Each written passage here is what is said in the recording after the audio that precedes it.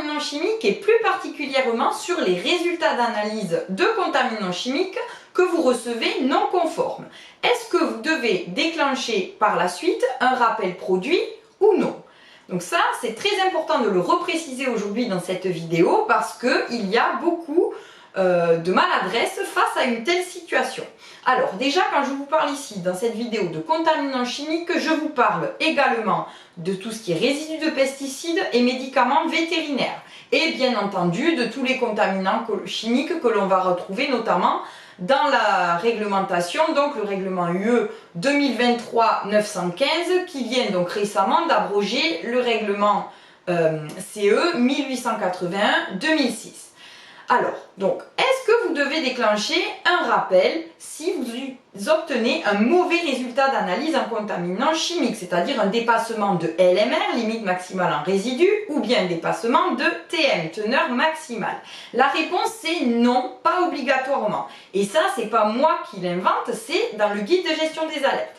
Donc si vous vous référez sur les 20 premières pages du guide de gestion des alertes, vous allez retrouver une partie dédiée aux contaminants chimiques et il est bien précisé qu'on ne déclenche un rappel de produit uniquement si on estime que le consommateur est en danger.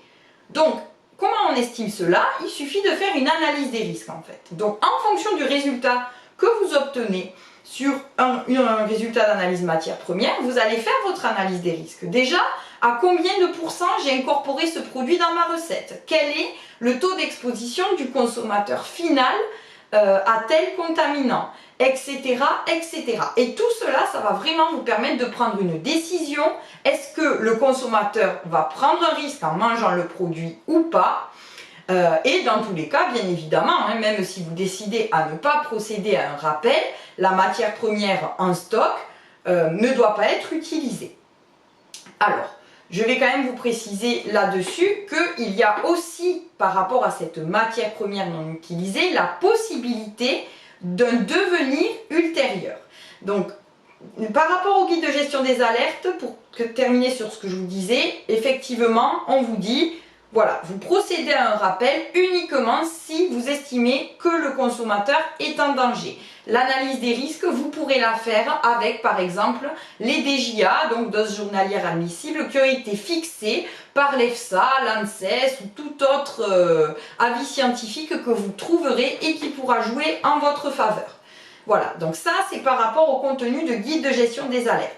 Par rapport au devenir des matières premières que vous avez encore en stock, je tiens à vous préciser que par rapport à la nouvelle réglementation qui est sortie sur les contaminants chimiques, sur le règlement donc 2023-915, il y a bien au tout début du texte réglementaire quelque chose qui est précisé par rapport au cas des matières premières que l'on vendrait à un professionnel, où là on a un peu à avoir un raisonnement différent que si on vend au consommateur final.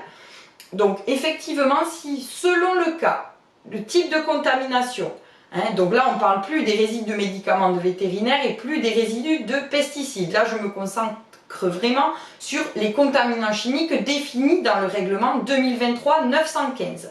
Donc là-dedans, vous allez avoir la possibilité, s'il est possible d'éliminer le contaminant chimique par un procédé physique ou un tri, alors il pourra être vendu à un professionnel. Par contre, interdit de diluer ou interdit d'avoir recours à des procédés chimiques pour décontaminer son produit. Mais voilà, matière première contaminée et est-ce qu'il y a une possibilité de décontamination physique ou de tri? Si cela permet d'abaisser la teneur maximale du produit, de la matière première, alors vous pourrez effectivement vendre cette matière première à un professionnel. Par contre, pas possible de la vendre à un consommateur. Voilà. Donc, le contaminant chimique, il faut toujours replacer dans un contexte et faire une analyse des risques. Si vous avez les moindres questions là-dessus, n'hésitez pas à nous écrire. N'oubliez pas de vous abonner à notre chaîne YouTube. Je vous souhaite une très belle journée et je vous dis à très bientôt.